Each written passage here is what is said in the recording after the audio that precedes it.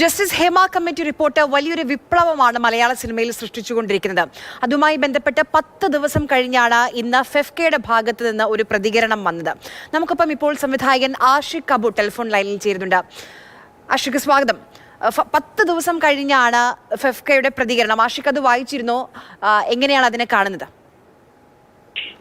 ഞാനത് വായിച്ചിരുന്നു. കഴിഞ്ഞ ദിവസങ്ങളിലൊക്കെ വളരെ സജീവമായിട്ടുള്ള ചർച്ചകൾ ഈ ഒരു തൊഴിലാളി സംഘടന, ഒരു പ്രബലമായ തൊഴിലാളി സംഘടനയുടെ മൗനം ചർച്ച ചെയ്യപ്പെട്ടു. അതിനെ തുടർന്നാണ് ഇങ്ങനെ ഒരു വിശദീകരണ കുറിപ്പ് എന്തോ അങ്ങനെ ഒരു സാധനം പ്രസിദ്ധീകരണത്തിനായിട്ട് കൊടുത്തിട്ടുള്ളത്.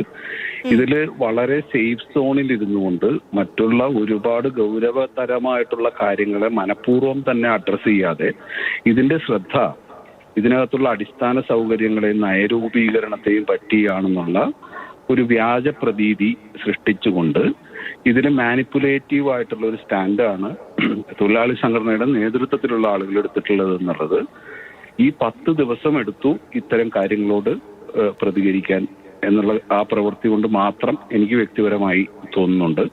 അതുപോലെ തന്നെ 2017 ഇങ്ങനെ ഒരു നമുക്ക് കേട്ടുകേൾവിയില്ലാത്ത രീതിയിലുള്ള ഒരു അക്രമ സംഭവം മലയാളം ഫിലിം ഇൻഡസ്ട്രിയിൽ നടന്നതിന് ശേഷം ഒരു തൊഴിലാളി സംഘടനയുടെ നേതാവ് എന്നുള്ള നിലയ്ക്ക് ഇദ്ദേഹം നടത്തിയിട്ടുള്ള ഇടപെടലുകൾ ഒക്കെ നമ്മുടെ മുമ്പിലുണ്ട്. അപ്പോൾ അതുകൊണ്ട് തന്നെ ഇദ്ദേഹം ഇത്ര എല്ലാ ചെറിയ ചെറിയ കാര്യങ്ങളിലും പരസ്യ പ്രതികരണത്തിനും മാധ്യമങ്ങളെയും അഭിമുഖീകരിക്കുന്ന തൊഴിലാളി സംഘടനയുടെ സ്റ്റിയറിംഗ് പിടിച്ചിരിക്കുന്ന ബി ഉണ്ണികൃഷ്ണൻ ഇത്രയും ദിവസങ്ങളായി ചരിത്രത്തിലില്ലാത്ത വിധം മലയാള സിനിമ കലങ്ങി മറിഞ്ഞിട്ടും നിശബ്ദമായിരിക്കുന്നു എന്നുള്ളത് തന്നെയാണ് ഇതിനുള്ള ഏറ്റവും വലിയ തെളിവ്.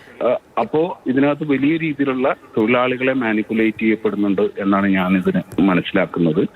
21 സംഘടനകളുള്ള എഴുത്തുകാരും കവികളും സംഗീത സംവിധായകരും ഗായകരും അസിസ്റ്റന്റ് ഡയറക്ടേഴ്സും എല്ലാവരും അടങ്ങുന്ന വലിയ ഒരു സമൂഹത്തെ ഈ രൂപത്തിൽ പ്രതിലോമകരമായിട്ടുള്ള അരാഷ്ട്രീയമായ നിലപാടുകൾ എടുക്കുകയും ഇവിടുത്തെ പ്രബല ശക്തികൾക്കൊപ്പം നിൽക്കുകയും ചെയ്തിട്ടുള്ള ഇതിന്റെ നേതൃത്വത്തിലിരിക്കുന്ന ശ്രീ ബി ഉണ്ണികൃഷ്ണന്റെ നിശബ്ദത ആ സംഘടനയുടെ നിശബ്ദതയായിട്ട് കാണരുത്. ഇത് വേറൊരു തരത്തിലുള്ള എന്താ പറയാ, ഈ നിശബ്ദതയെ കുറിച്ച് ആഷിഖ് പറഞ്ഞതുകൊണ്ട് അതിലുള്ള ഒരു വരി ഞാൻ വായിച്ചു തരാം. ആഷിഖ്, ഫെഫ്കയുടെ നിശബ്ദതയെ കുറിച്ച് വിമർശനങ്ങൾ പൂർണ്ണമായി ഉൾക്കൊള്ളുമ്പോഴും ധീരമായ സത്യസന്ധതയുടെയും ആർജവത്തിന്റെയും വ്യാജ പ്രതീതി സൃഷ്ടിക്കുന്ന അകം പൊള്ളയായ വജോടപമല്ല വേണ്ടത്, കാലം ആവശ്യപ്പെടുന്ന തിരുത്തലുകളിലേക്ക് നയിക്കുന്ന നയപരിപാടികളാണെന്ന് പറയുന്നു. അത് ആരെങ്കിലും ഉദ്ദേശിച്ചാണോ? ആഷിഖ് അടക്കമുള്ള ആളുകളെ ഈ മൗനത്തെ ചോദ്യം ചെയ്തിരുന്നു. ആ ചോദ്യം ചെയ്തതിന്റെ മറുപടിയാണ്. അത് ബി ഉണ്ണികൃഷ്ണൻ ഒളിച്ചിരുന്ന് എഴുതുകയല്ല വേണ്ടത്, അത് വ്യക്തമായിട്ട് പൊതുസമൂഹത്തോട് പറയണം. അല്ലാതെ ഈ ആരാണ് ഇവിടെ വ്യാജമായിട്ട് പ്രതീതി സൃഷ്ടിക്കുന്നതെന്നും ആരാണ് വ്യാജമായിട്ട് ഇടതുപക്ഷക്കാരനായിരിക്കുന്നതെന്നും ആ വ്യാജമായിട്ട് ഇവിടുത്തെ തൊഴിലാളി പ്രസ്ഥാനത്തിന്റെ മുകളിൽ കയറിയിരുന്ന് അവർക്ക് ക്ലാസ് എടുക്കുന്നതെന്നൊക്കെ വരും ദിവസങ്ങളിൽ നമുക്ക് കാണാം.